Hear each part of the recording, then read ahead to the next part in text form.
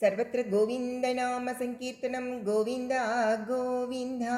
इति श्रीमद्भागवतमहापुराणं तृतीयस्कन्धः प्रथमोऽध्यायः। अथ श्रीशुक उवाच एवं एतत्पुरा पृष्टो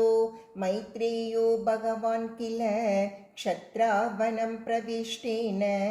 त्यक्त्वा स्वगृहं ऋद्धिमते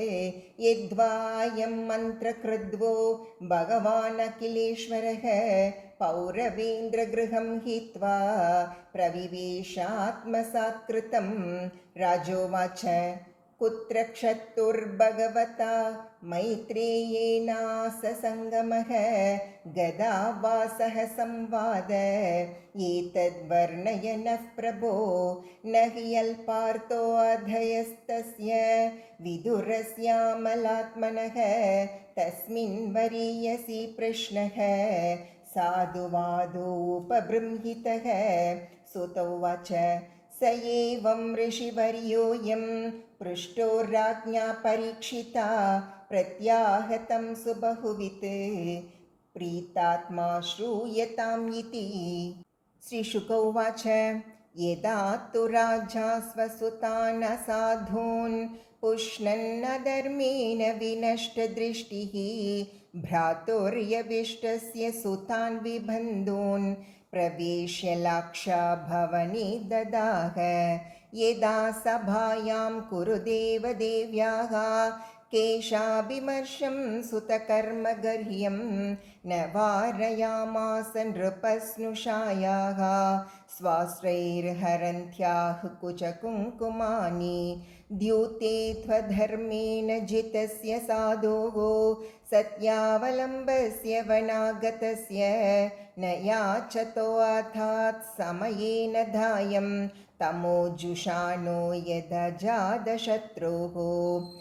यदा च पार्थप्रहितः सभायां जगद्गुरुर्यानि जगादकृष्णः न तानि पुंसाम् अमृतायनानि राजोर्मीनि क्षतपुण्यलेशः यदोपहूतो भवनं प्रविष्टो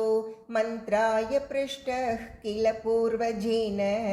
अताह तन्मन्त्रदृशां वरीयान् यन्मन्त्रिणो वैधुरिकं वदन्ति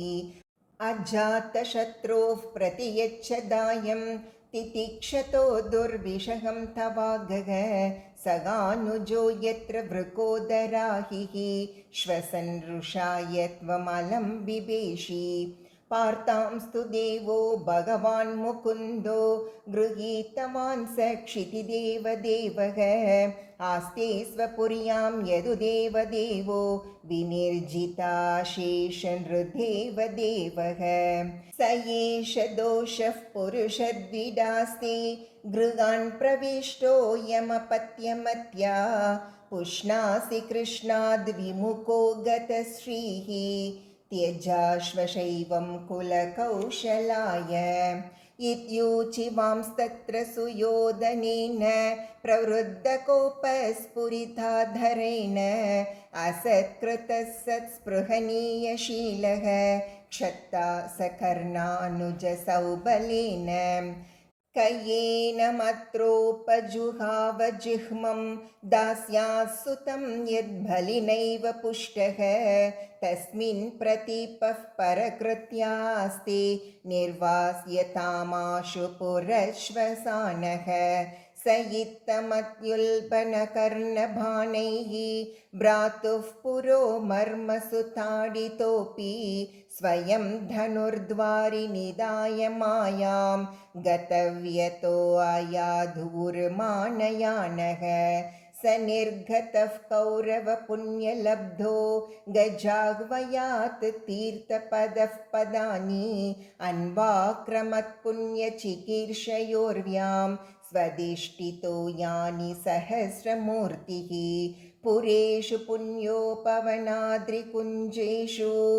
अपङ्कतो येषु सरित्सरस्सु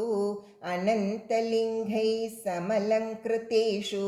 चचारतीर्थायतनेष्वनन्यः गां पर्यटन्मेध्यविविक्तवृत्तिः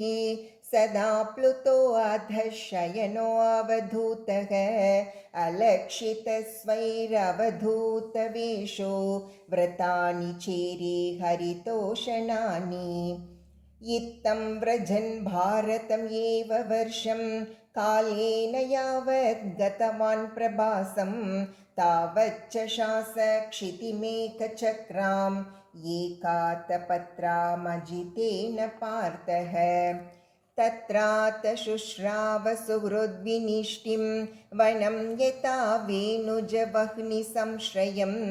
संस्पर्धया दग्धमाथानुशोचन् सरस्वतीं प्रत्यगियाय तूष्णीं तस्यां त्रितस्योशनसो मनोश्च पृतोरताग्नेरसितस्य वायोः तीर्थं सुदासस्य गवां गुहस्य यच्छ्राद्धदेवस्य स आसिषेवे अन्यानि चेह द्विजदेवदेवैः कृतानि नानायतनानि विष्णोः प्रत्यम्मुक्न्याङ्कितमन्दिराणि यद्दर्शनात् कृष्णमनुस्मरन्ति ततस्वतिव्रज्य सुराश्रमृद्धं सौवीरमत्स्यान् कुरुजाङ्गलांश्च कालेन तावद्यमुनाम् उपेत्य तत्रोद्धवं भागवतं ददर्श स वासुदेवानुचरं प्रशान्तं बृहस्पतेः प्राप्तनयं प्रतीतम् आलिङ्ग्य गाढं प्रणयेन भद्रं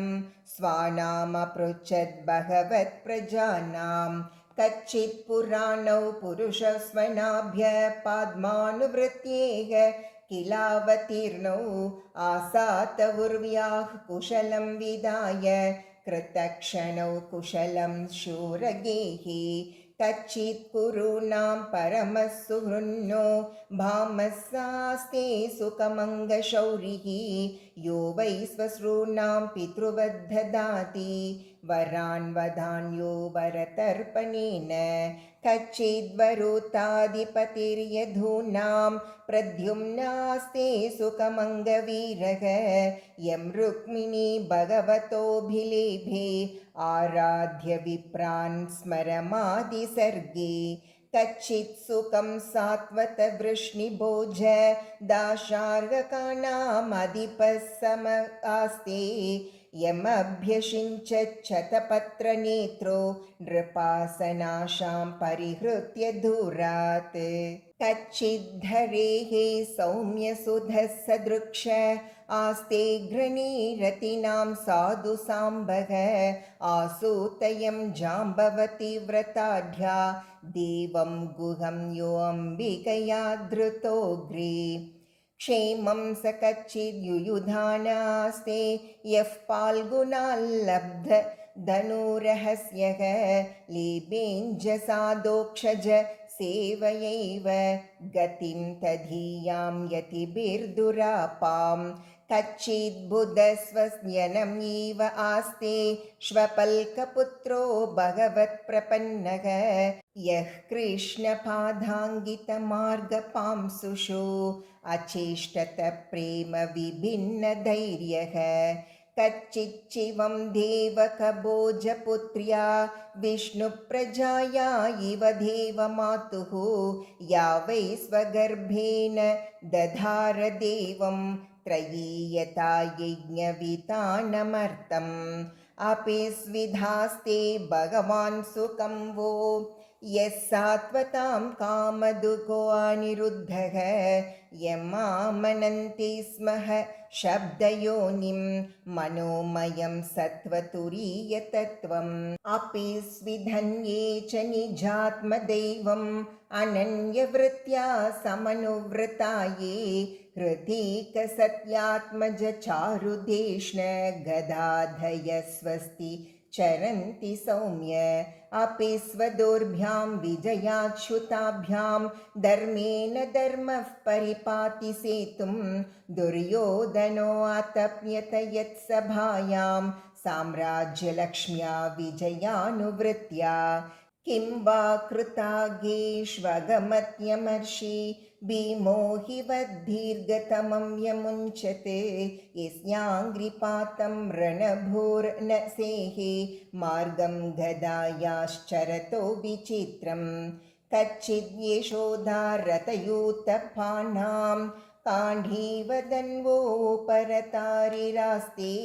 अलक्षितो यच्चरकूटगूढो माया किरातो गिरिशस्तुतोष यमौ तस्वित्तनयौ प्रतायाः पार्थैर्वृतौ पक्ष्मभिरक्षिणीव रेमात उद्धाय मृदे स्वरिक्तं परात् सुपर्णाविव वज्रिवक्त्रात् अहो प्रतापे त्र्यदोऽर्पघार्ते राजर्षिवर्येण विनापितेन यस्येकवीरोधिरतो विजिज्ञे धनुर्द्वितीयः ककुपश्च तस्रः सौम्यानुशोचेतमधः पतन्तं भ्रात्रे परेताय विदुद्रुहेयः निर्यापितो येन सुहृत्स्वपुर्या अहं स्वपुत्रान् समनुव्रतेन सोऽहं हरेर्मर्त्यविडम्बनेन दृशो नृणां चालयतो विधातुः नान्योपलक्ष्म्यः पदवीं प्रसादात् चरामि पश्यन् गतविस्मयोऽत्र नूनं नृपाणां त्रिमदोत्पतानां महिं मुहुश्चालयतां च मुभिः वदात् प्रपन्नार्तिजिहृषयेषोऽपि उपैक्षताघं भगवान् कुरूणाम् अजस्य जन्मोत्पदनाशनाय कर्माण्यकर्तुर्ग्रहणाय पुंसाम् नन्यताकोर्हति देहयोगं परो गुणानाम् उत कर्मतन्त्रम् तस्य प्रपन्ना किल लोकपानाम् अवस्थितानाम् अनुशासने स्वे अर्थाय जातस्य यदुष्वजस्य वार्तां सखे कीर्तयतीर्थकीर्तेः। ॐ इति श्रीमद्भागवते महापुराणे पारमहंस्यां संहितायां तृतीयस्कन्धे विदुर उद्धव संवादे प्रथमोऽध्यायः। अथ सर्वत्र गोविन्दनाम संकीर्तनं गोविन्दा गोविन्दा।